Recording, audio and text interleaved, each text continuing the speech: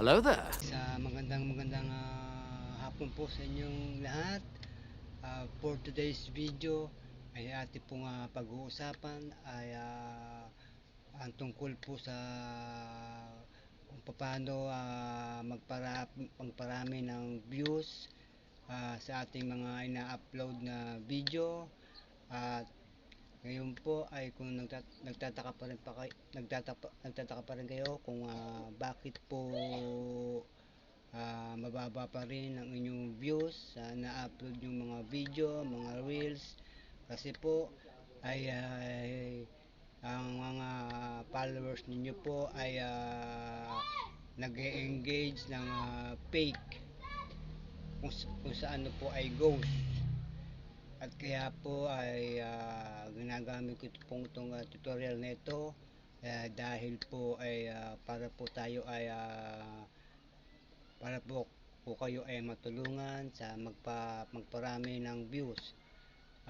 Huwag niyo pong intindihin na magparami ng followers dahil po yan po ay makaka-apekto sa inyong account.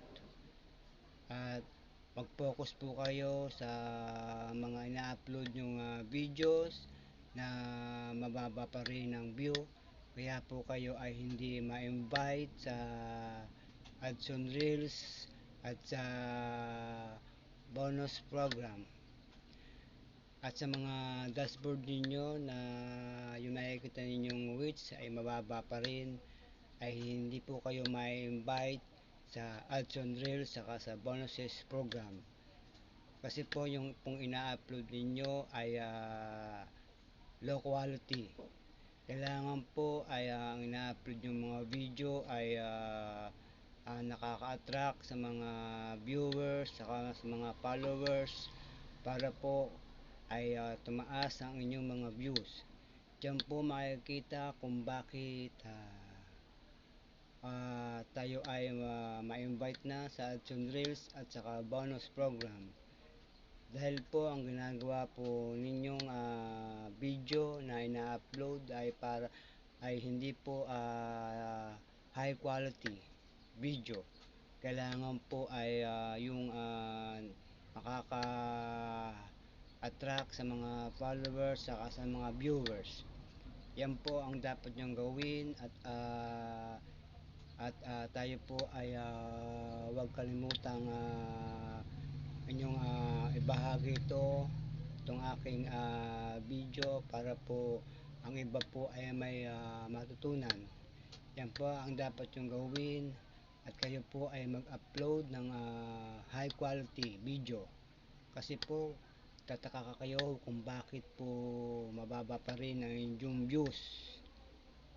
Dahil po ay hindi pa po tayo at kayo ma-invite sa ads on reels at sa bonuses program.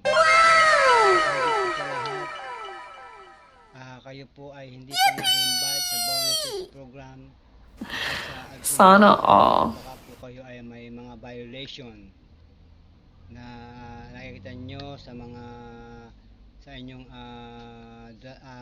invitation ay hindi pa rin kayo na-invite sa mga sinasabit ninyong letter kay Meta. Yan po lang po ang aking masasabi. At huwag niyo pong kalimutang mag-comment at ibahagi ito ang aking video para pong iba ay mayroong matutunan. Maraming pong salamat sa inyo, at good luck po sa atin. Thanks for watching. Bye.